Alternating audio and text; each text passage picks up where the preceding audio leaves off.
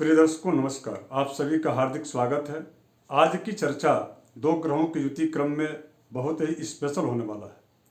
इसलिए स्पेशल होने वाला चूंकि जीवन का लक्ष्य आज के इस सांसारिक सुख में मैं बात यहाँ आध्यात्मिकता के आधार पर वैराग्य और ज्ञान की नहीं कर रहा। मैं यहाँ बात कर रहा हूँ सांसारिक जो एक जीवन व्यक्ति का होता है, जो उसके मन में इच्छाएं होती हैं, उनकी पूर्ति कराने वाला यह एक महान योग होता है, जिनकी कुंडली में शुक्र और बुध दोनों एक साथ युति करके बैठे। अब ये बात अलग है कि बुध और शुक्र की युति अंशागत, चूंकि देखिए कोई भी युति है, मैं पहले भी कह चुका हूँ फिर कह रहा हूँ कि युति जितना ही करीबी अंशागत होगा, अर्थात दोनों में अंश का अंतर जितना ही कम होगा, उतना ही वह प्रबल युति मानी जाती है, अर्थात उसका ज़्यादा अत्यधिक फल प्राप्त या मिलता है या उसको माना जाता है। और दूसरा सिद्धांत यह है कि इन युति में पापक ग्रहों की दृष्टि या पापक ग्रहों की जो है पाप ग्रह इन युति के आगे और पीछे के भाव में न हो तो ज़्यादा असरकारक होता है। ये दो बातें हो गई। तीसरी एक बात यह है कि जब भी कोई यह दो ग्रहों की युति बनती है तो उसमें अस्त नहीं होना चाहिए। यदि अस्त ग्रह हो जाता है, सूर्य के जो है नज़दीक रहने से ग्रह अस्त होते हैं, तो वहाँ पर इनके फल में कमी देखी जाती है। अब हम चर्चा जो आगे करने वाले हैं कि वाकई में ऐसा कौन सा योग इस दोनों युति से बनता है जो कि जीवन की हर चाह पूरी हो जाती है। तो उस योग का नाम है लक्ष्मी नारायण योग। नारायण की यदि कृपा होगी तो लक्ष्मी जी की कृपा स्वाभाविक है, और यदि लक्ष्मी जी की कृपा होगी तो नारायण की भी कृपा होना स्वाभाविक है। तो इसलिए अब ये दोनों ग्रहों की युति का जो प्रभाव है वो तो हमने बता दिया। मित्रों, आगे बढ़ूं उसके पहले एक छोटा सा आपसे आग्रह कि यदि आप नए दर्शक हैं तो आप सब्सक्राइब जरूर कर लीजिएगा, लाइक करके, कमेंट करके और अपने विचार को व्यक्त जरूर कीजिएगा। प्रिय दर्शकों, यदि आपकी जन्म कुंडली में यानी कि यह ज़्यादा इफेक्टिव कब होता है, यह लक्ष्मी नारायण जो योग है जो बुध और शुक्र की युति से बनता है, यह अत्यधिक इफेक्टिव होता है यदि यह लग्न में हो, और यदि यह युति पंचम में हो और यह युति यदि भाग्य यानी कि नवम में हो तो यह अत्यधिक इफेक्टिव होता है। इसलिए इसको इफेक्टिव ज़्यादा कहा गया, क्योंकि लग्न और पंचम और नवम इनको जो है, इन भावों को लक्ष्मी का प्रतीक माना गया, लक्ष्मी प्रद कहा गया। माने कि आपकी जितनी भी इच्छाएं हैं उनकी पूर्ति करने के लिए आपके पास पर्याप्त संसाधन जो है ये तीनों भाव आपको प्रदान करते हैं। पहला संसाधन क्या है? लग्न आपका व्यक्तित्व है। यदि आपका व्यक्तित्व अच्छा होगा, आकर्षक होगा, तो निश्चित रूप से आपको जो है इस प्रकार का, यानी कि शरीर यदि आपका स्वस्थ होगा, आपका व्यक्तित्व स्वस्थ होगा, अच्छा होगा, तो इस प्रकार के जो है धन की, लक्ष्मी की कमी नहीं होगी। पंचम स्थान चूंकि ज्ञान का है, यदि यहाँ पर यह योग बनता है तो यहाँ बुद्धि, ज्ञान, निर्मलता, उस व्यक्ति की जो है वैचारिक उसका जो उत्कृष्टता, मेधा उसकी इतनी अच्छी तीव्र होती है कि वह व्यक्ति जो है किसी भी प्रकार के कार्य को बहुत अच्छे से करता है। परिणाम उसके अच्छे आते हैं, आएंगे ही। जब परिणाम अच्छे आएंगे तो लक्ष्मी आएंगे। नवम भाव चूंकि ये भाग्य का भाव होता है, भाग्य आपकी यदि बलवती है तो आपके ऊपर लक्ष्मी जी की विशेष कृपा होती है। ऐसे लोग अपने जीवन में जो है अत्यधिक धन, ऐश्वर्य, सुखोपभोग के साथ में धर्म के कार्यों में भी लगे रहते हैं। पिता का सुख इनको प्राप्त होता है। तो इस तीन भावों में यदि लक्ष्मी नारायण योग बनता है ये अत्यधिक लाभप्रद होता है। यही यदि लक्ष्मी नारायण योग शास्त्रकार कहते हैं, यदि केंद्र में यदि यह योग बनना हो, जैसे मान लीजिए कि केंद्र कौन? लग्न भाव, चतुर्थ और सप्तम और दशम। लग्न से 2 गुना अधिक फल जो है चतुर्थ भाव में यह योग या कोई भी हो देता है, ये भी योग देगा। चतुर्थ भाव चूंकि सुख का भाव है, यहाँ पर आपको मित्रों का सहयोग, आपकी अच्छी आपको लोकेलिटी मिलेगी, आपको अच्छा एक जो है कल्चर मिलेगा, एक सर्कल आपका बहुत बेहतरीन होगा, तो व्यक्तित्व अच्छा होगा, माता की कृपा होती है, माँ का स्वास्थ्य जो है ठीक होता है, और करियर में भी आपको जो है अत्यधिक सफलता की प्राप्ति होती है। तो यदि चतुर्थ भाव में यह युति बनती है तो अत्यधिक लाभप्रद है। अर्थात ये लक्ष्मी नारायण योग को आप कह लीजिए कि यह पूरा आपको 100% लाभ देकर के महाधनी, ऐश्वर्य, सुखोपभोग, धन, वाहन, वैभव, मकान, सारी चीज आपको देंगे। यही युति लग्न से दोगुना फल चतुर्थ भाव में, और चतुर्थ भाव से अत्यधिक दोगुना फल जो है यदि यह सप्तम भाव में यह योग बना हो, तो आप यह मान के चलें कि केवल आपके द्वारा उपार्जित धन से ही आप सुखी नहीं होंगे, बल्कि आपकी पत्नी भी एक प्रकार से वो भी जो है लक्ष्मी के रूप में आपके कदम में कदम मिला करके चलने वाली होती है। अर्थात ऐसे लोगों का जो दाम्पत्य जीवन होता है वह अत्यंत सुखमय होता है, और ऐसे लोगों की का व्यक्तित्व भी समाज में निश्चित रूप से जो है प्रेरक होता है, प्रेरणा स्रोत ऐसे लोग बनते हैं। तो यदि सुख से सुख भाव, अर्थात जो है चतुर्थ से यदि सप्तम भाव जो है वह चतुर्थ भाव है, लग्न से चौथा चतुर्थ भाव और चतुर्थ से चौथा सप्तम भाव, और वह सप्तम भाव से चौथा जो भाव होता है वो उस व्यक्ति के कर्म का होता है, करियर का होता है, उसके व्यापार का होता है, उसके नौकरी का होता है, उसकी सामाजिकता का होता है, राज्य शासन से, राजा से उसके क्या संबंध होंगे उसका होता है, राजयोग या राजा तुल्य फल प्रदान या सुख उपभोग देने का यह भाव होता है, दसवां भाव। यह भाव यदि प्रबल है तो दक्षिणात्य जो विद्वान है उनके अनुसार यह पिता का भी भाव है। तो यदि यहाँ पर आपके स्किल्ड यानी कि आपका जो अनुभव है, जो आपने गुण आपके अंदर है, जिसको आपने सीखा है, या आपको गॉड गिफ्ट बहुत सारे ऐसे सुख मिलते हैं जिसकी, जैसे मान लीजिए संगीत, गान, जो है वादन, या ऐसी कोई कला जिसके माध्यम से आप जो है लोगों के हृदय में राज करने वाले व्यक्तित्व हैं, तो यहाँ दसम स्थान में यह निश्चित रूप से ये जो योग है लक्ष्मी नारायण योग, यह अत्यधिक लाभप्रद होगा और आपका यश कीर्ति बढ़ाएगा, धन भी, ऐश्वर्य, सभी प्रकार के सुखों को देने वाला होगा। मैं पुनः एक बार आपको बात याद दिला दूं कि यदि यह युति जितना ही करीबी अंश का हो, अर्थात मान लीजिए कि यदि बुध 5 डिग्री के हैं और शुक्र जो है 7 डिग्री के हैं, तो दोनों में मात्र जो है 2 डिग्री का अंतर है।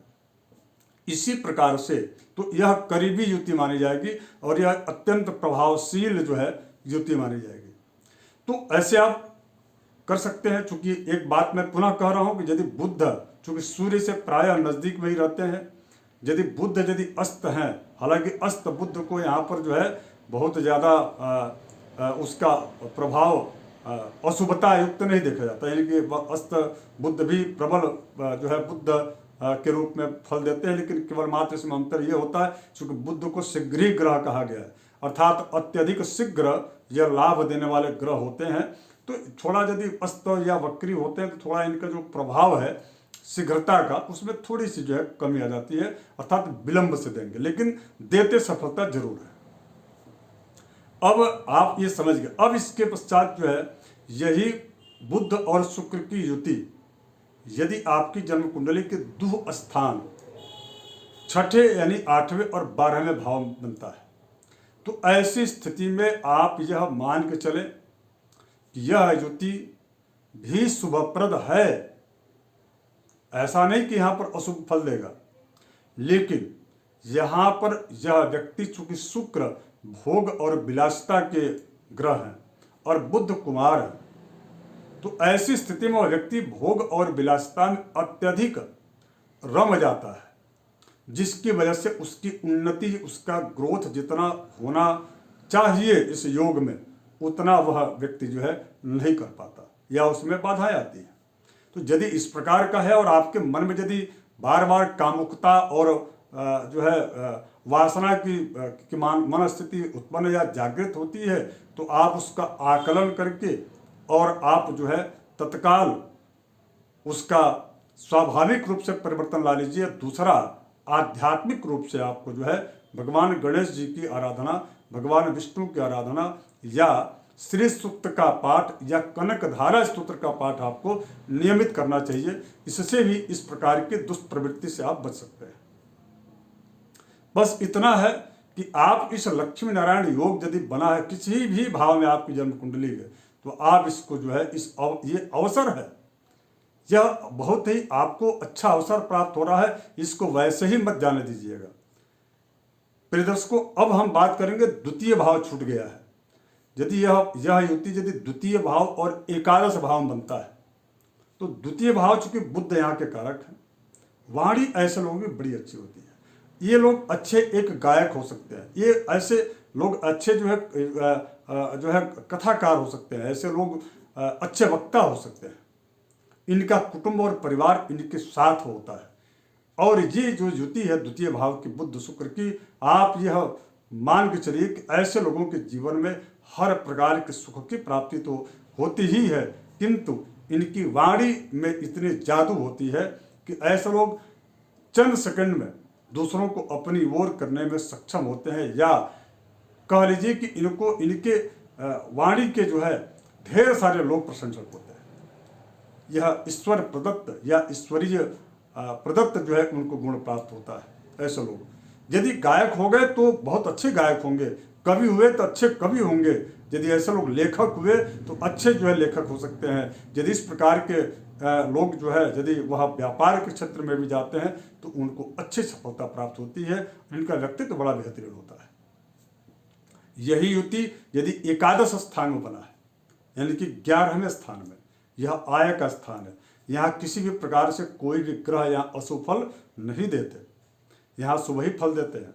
और बुध यहाँ पर अति विशिष्ट कारक ग्रह है, और यदि शुक्र के साथ युति बनाते तो ऐसे लोगों को, यानी कि जितने भी आप मल्टी जो नेशनल जो कंपनियां हैं या गीत संगीत या फिल्म और आधुनिकतम जो स्थितियां हैं, उन आधुनिकतम सभी प्रकार से, जैसे फिल्म इंडस्ट्री से संबंधित या उससे रिलेटेड जो कार्य होते हैं, जो उनसे रिलेटेड जो व्यापार या व्यवसाय है, उनमें इनको जो है अत्यधिक लाभ की प्राप्ति होती है और धन का अच्छा ये लोग अर्जन करते हैं।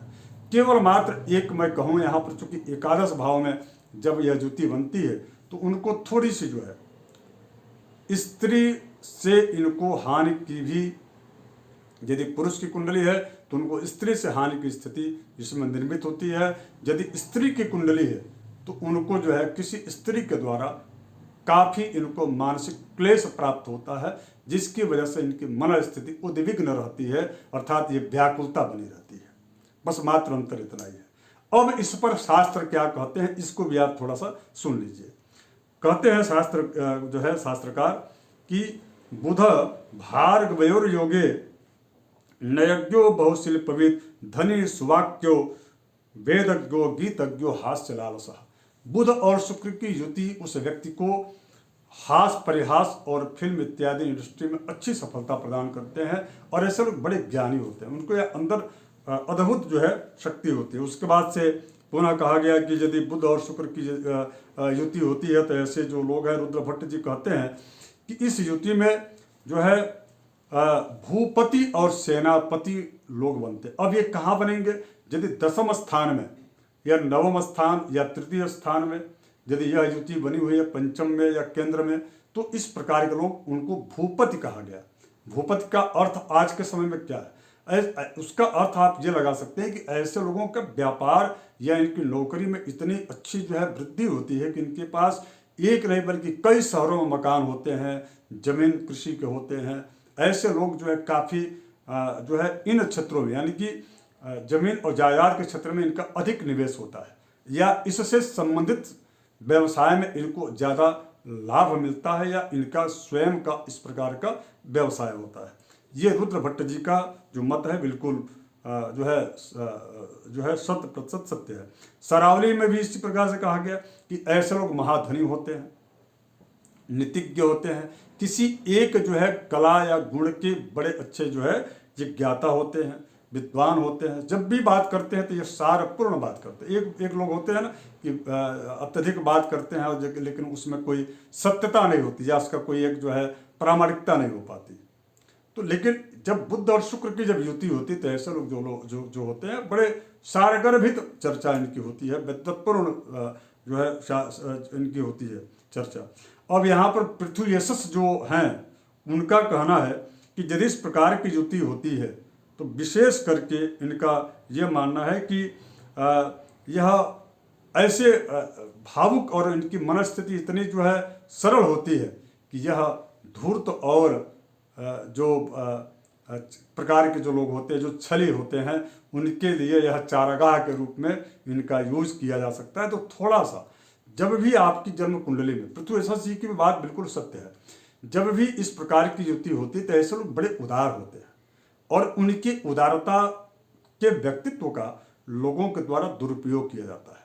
तो थोड़ा सा आप यहाँ पर जो है आप बिल्कुल रिजर्व हो जाइए, अपने आप को थोड़ा सा सावधान कर लीजिए। देखिए आपको कि ये लक्ष्मी नारायण योग यदि बना है तो यह आपको 100% लाभ भी देगा। प्रिय दर्शकों, प्रायः मैं देखा कि राजयोग तो बना होता है लेकिन वह लाभ नहीं देता, इसलिए क्योंकि हम और आप उस राजयोग को समझ नहीं पाते। आशा करता हूं कि यह कार्यक्रम आपको बड़ा ही उपयोगी साबित होगा। पुनः मैं आप सबसे आग्रह करूंगा, यदि आप नए दर्शक हैं तो सब्सक्राइब जरूर कर लीजिएगा, लाइक करके, शेयर करके और कमेंट करके बताइएगा कि आपके जीवन में यह बुध शुक्र की युति क्या प्रभाव डाल रही है। धन्यवाद।